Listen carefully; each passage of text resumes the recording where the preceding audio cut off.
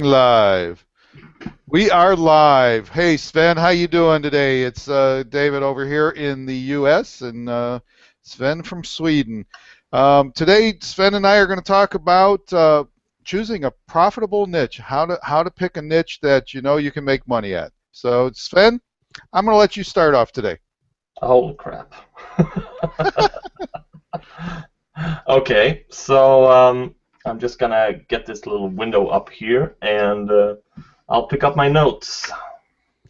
So let's start. Okay, so choosing a profitable niche. Well, one thing I would like to cover before we go deeper into this is I would like you to understand that once you choose a niche, you can't ever change it. You're stuck with it forever. Even if you go offline, you must continue in the same niche. That's just the way it is. Right, David? Oh yeah, sure. Anything you say, Sven. Well, You know, that's the misconception people have, right? I mean, right, they exactly. believe that once you go for a niche, they have to stay with that, even if it's the most stupid niche ever. And that might be a concern for some people. Get if they pick a niche, they have to stay with it and stick with it. So they get afraid to make a bad choice. And I mean, how many bad choices have we made through the years? I mean, I've tested a lot of niches that just didn't work out at all. I mean, that's why it took so damn long before something happened. So once that is out of the way now, let's get into how to find, well, first of all, how to find a niche. Google search engine is the best friend you can have when it comes to finding niches all over the internet. I mean, you could practically Google for which niche is most profitable right now. Basically, there's a little more to it than that, but if you start at Google, use Google search engine, Google Trends, and the Google AdWords keyword suggestion creator tool, whatever it's called now. It used to just have the simple name of Google keyword tool. Now they changed it to, what is it, keyword planner? Yes, it's Keyword Planner now, and they've made a lot of changes to it. And quite honestly, you've really got to dig in deep with it now to be able to find a niche that isn't being actually masked by Google from a keyword standpoint. Yeah, it's harder now to use Google, but it's still valid. I mean, if you combine the search, the regular search results from Google, the Google Trends search, and the keyword planner, you still get a solid foundation. Now, what you want to do basically is when you use the search engine, just come up with a niche, especially something if it's something that you're interested in, have knowledge about, or just have a lot of passion. I mean, basically any niche can get profitable in some way if you just find a way to present it the right way. Some niches are totally impossible, but even rock collection, I mean, that's a niche I couldn't ever find a way to make money in, but there are actually people making money in rock collection.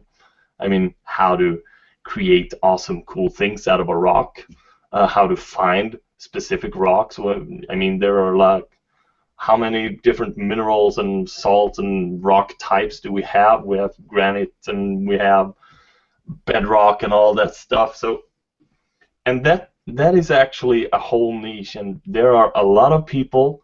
They are very special, and they are hard rock and roll, and they found a way to make money in that niche. So if it is your passion, you can start with that. Just Google your passion. Look for ads. Are there ads in the right corner or just above in the little, just below the search field and above the search results?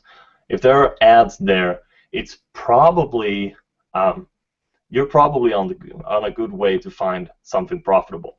Because competition means they are making money, usually.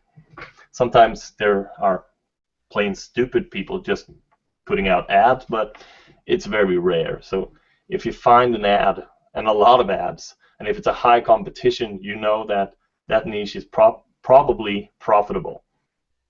Now what you want to do is try to find, some call it a side door, some call it a back door. Um, we have the terminology, the term blue ocean. Just find a way to approach the same profitable niche from a different angle that is not as competitive. Anything to Well, add to that? well, I like to start by, determining whether or not people are actually interested in a subject, in a niche. And you can do that through research with just Google searches, through keyword tools, but you can go to some of the websites that, magazine, and look at magazines, what's popular. So you can use Amazon and search in their magazine section or book section, and find out what's popular there, and find that right subject matter. And then what I think one of the big mistakes that people make in general, and I know when I first got started I made this mistake as well, is you look at a niche, a niche like, say, NASCAR or football or soccer or something like that, and you figure, okay, well, I'm going to focus on soccer. Okay, well, soccer is a huge subject, and you know what? You're going to attract people if you're doing it well, but problem is that you're going to attract everybody, and you're not really going to attract the people that you really want to attract. So when you pick that subject matter like soccer, now you want to start burrowing down in that niche, and you want to start looking at something very isolated or very specific within that particular subject matter. So maybe instead of just looking at soccer, you might want to look at,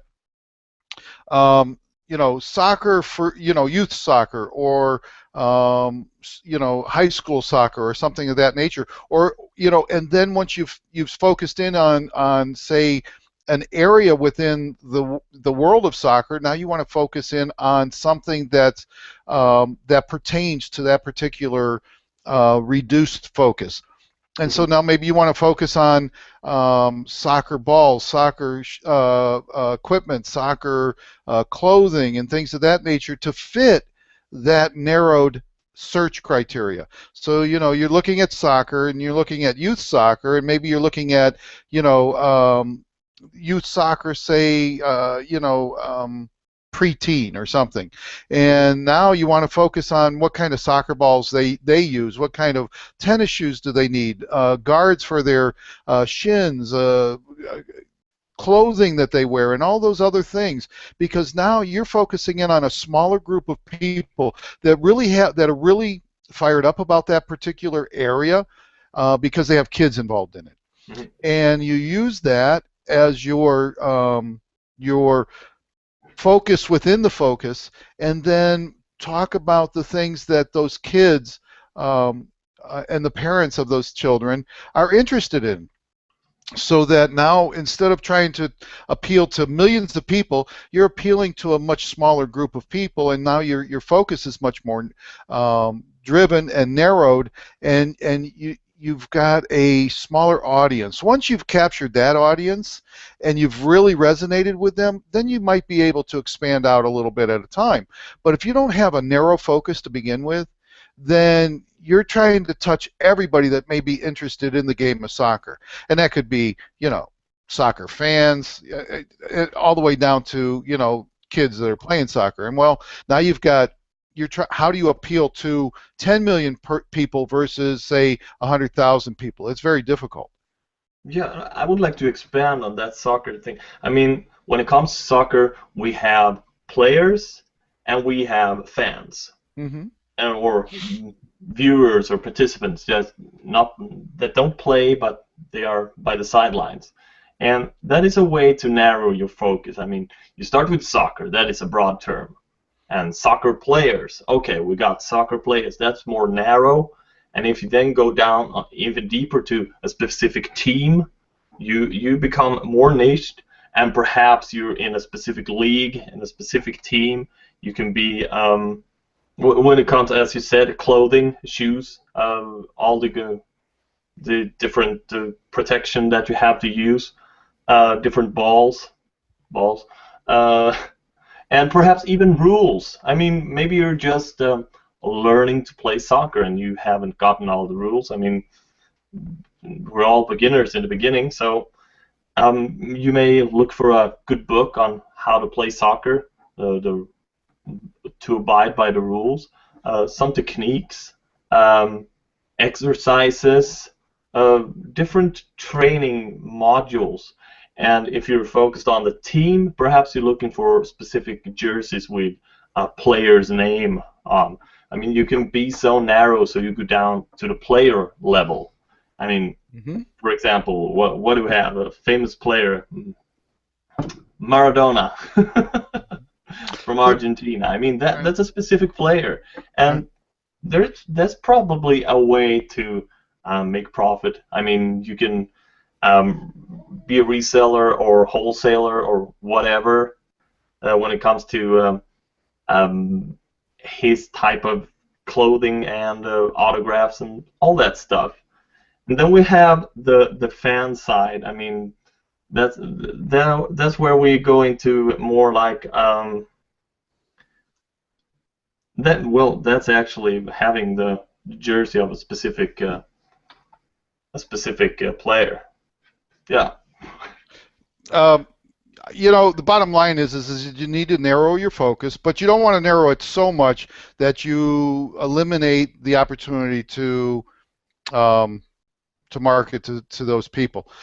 So, you know, but the bottom line is make sure you narrow your search. Don't go after a broad search, broad niche.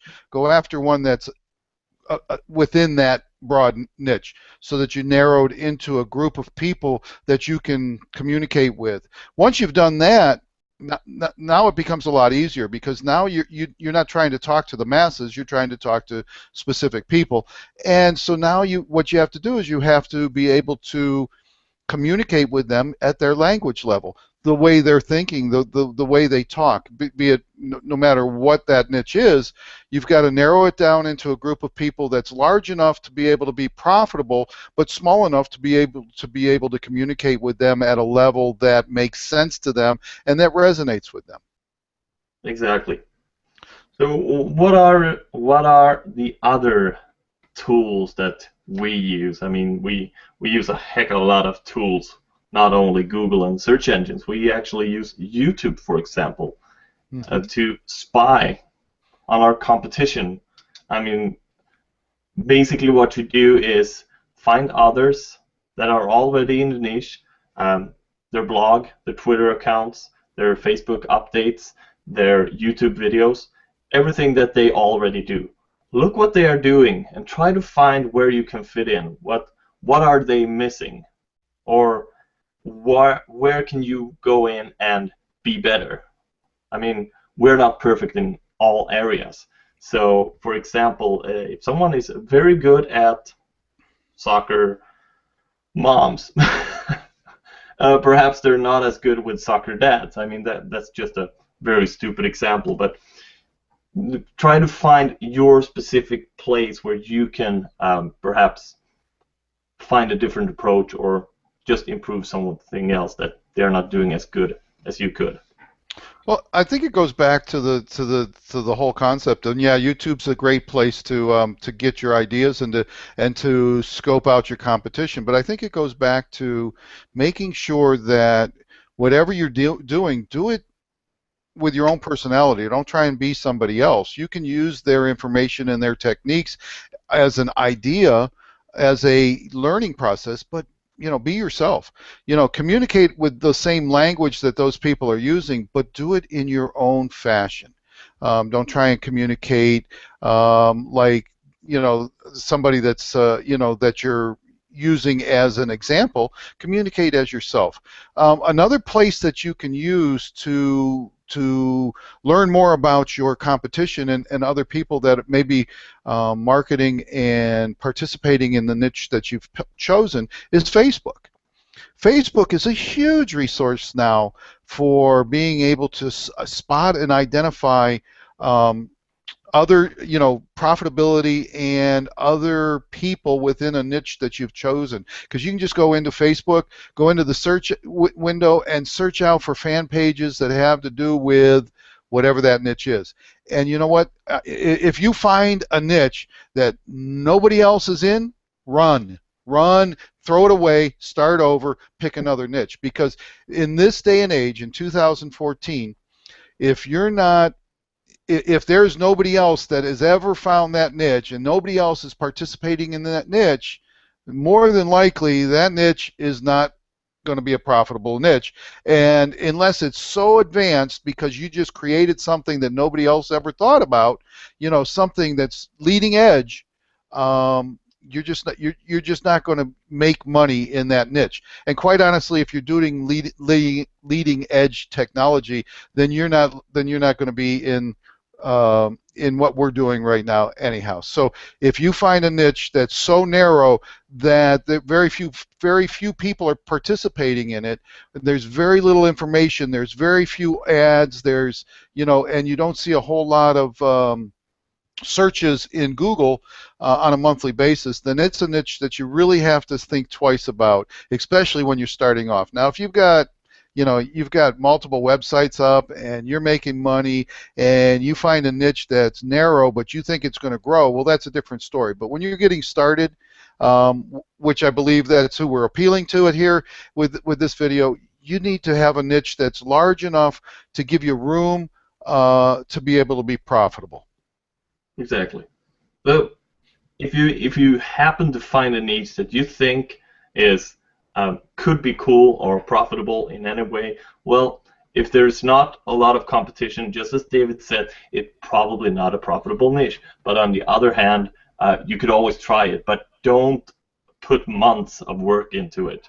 Put a couple of hours. Just put up a blog, set up a YouTube account, create 5 or 6 videos, and schedule them out and see what happens.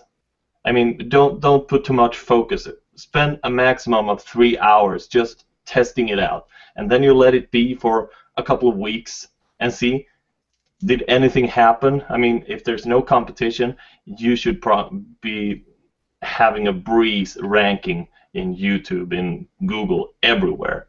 So you shouldn't have to put too much work into it.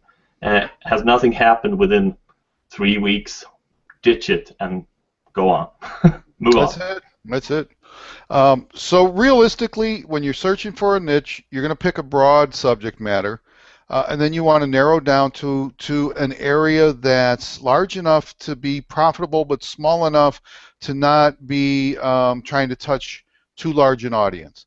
You want to make sure that when you're doing Google searches for those keywords that you're focusing in on, that you've got a search level of somewhere from 15,000 to 30,000 searches a month in that realm. And you might, and they may not all be in one specific keyword phrase. It may be in the 4 or 5 top, where you find that in those 4 or 5 top keyword phrases in that particular niche, that accumulatively they hit 19, 20,000 searches a month. Now you've got an area that you have some opportunity in. Then what you want to do is you want to go out and search the internet, use things like Amazon to look to see what's there. You can go to places like YouTube and search there for those different keywords and see what's going on there. Go into Facebook, do the same thing. And find out whether or not there's competition there. Make sure there's AdWords for these keywords and things of that nature, because that's going to tell you people are making money there and they're generating an income. Now, it may not be a huge income, but they're generating enough to be profitable, and that's the key, being profitable. Once you're profitable, then you can grow from there. Then, once you've done that, now you need to go out and start to find out what it is within that profitable environment is something that you can market as part of your process. something that you can do, and everybody thinks about ClickBank when they start thinking about this. And we're going to go to ClickBank, we're going to market ebooks, we're going to market that. Well, you know what? There's a lot of other places to find product to market that are real products. I mean, there's nothing better than being able to offer, and we'll use soccer as an example, the ability for people to buy from you shoes, socks, soccer balls, nets, different things of that nature.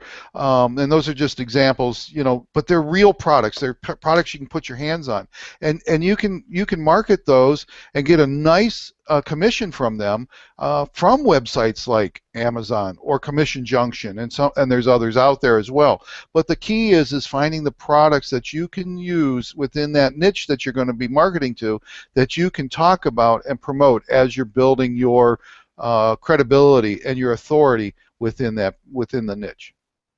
Yeah, and that's a very good way to test the market. Like David said, Commission Junction, ClickBank, Amazon. It's a great way to test the market to see if it's profitable before you create your own thing. If it's not profitable, you haven't wasted time creating a product that won't sell. If it's profitable enough, you will make a little money, and you can actually leverage that money to create a really, really cool product and put your money into ads and marketing, and perhaps even outsource some creation, make a real nice graphics and all that. So it's a very good way to test the market and find if you could create a product that is better than everybody else.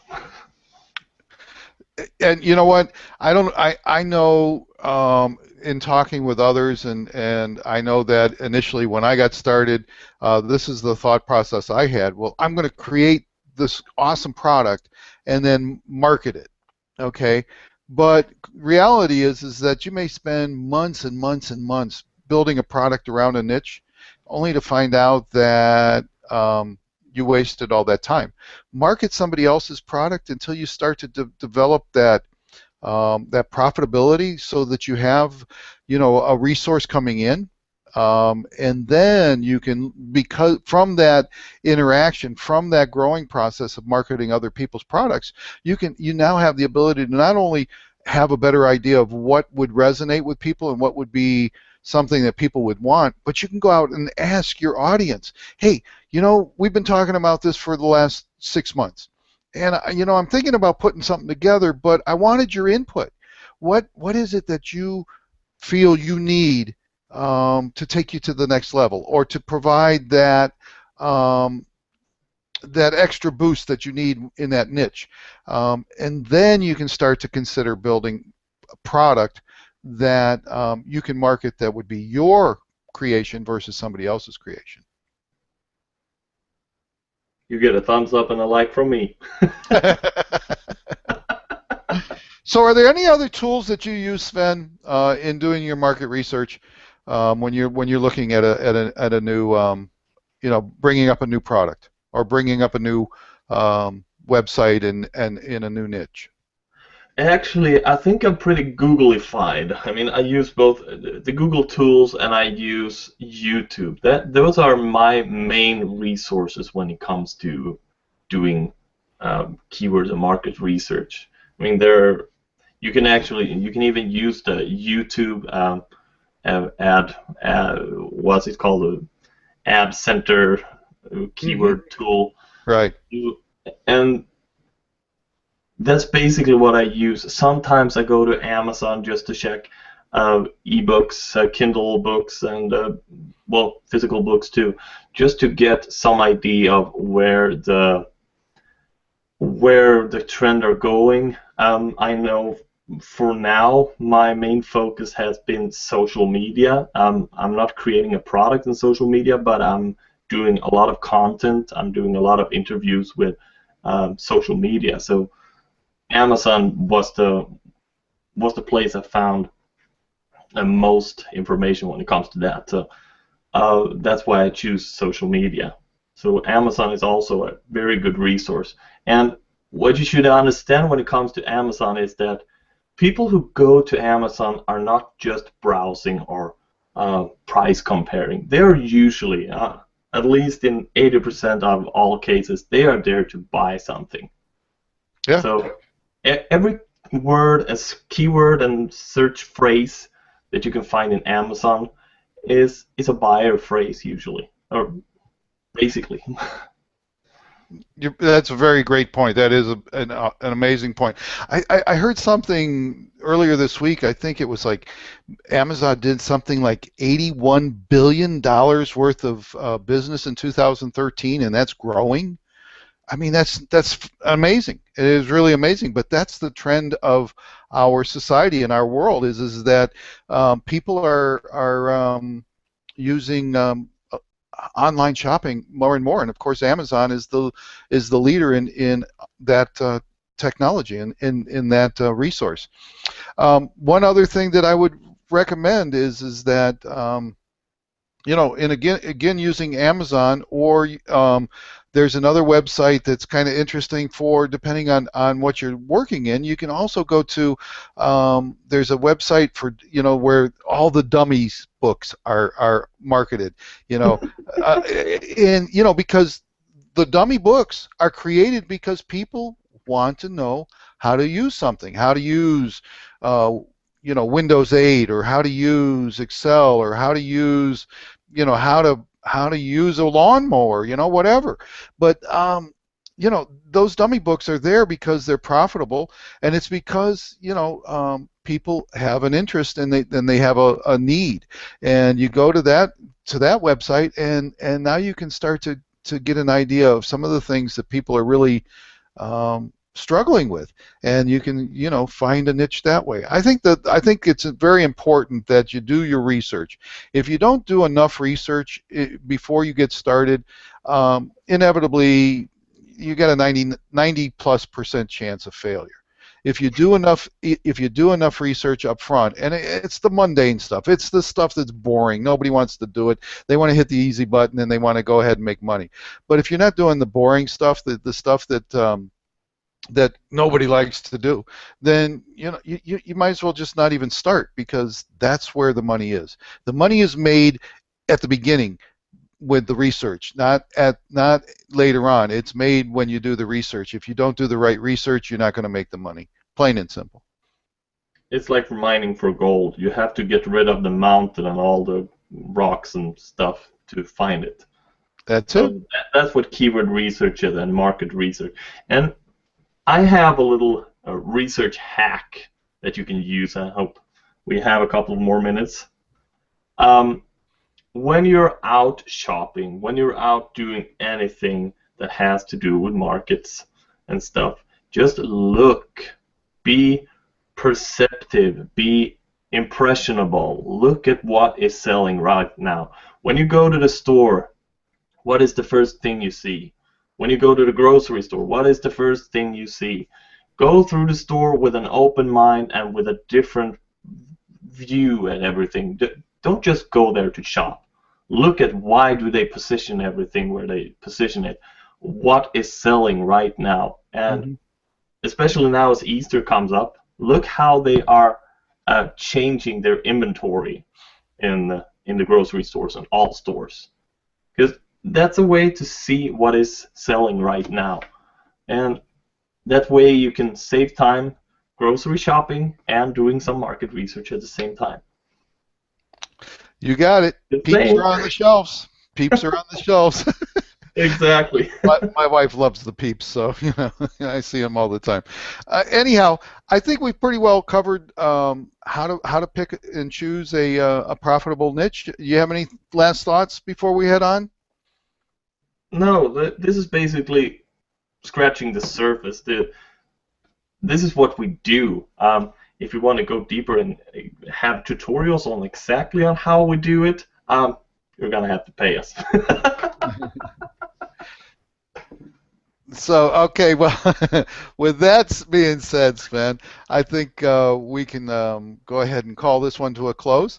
We'll be back in a couple of weeks to talk about some more things having to do with building a business online or offline. And until then, hey, make sure you click on the like button, Send us your comments on YouTube.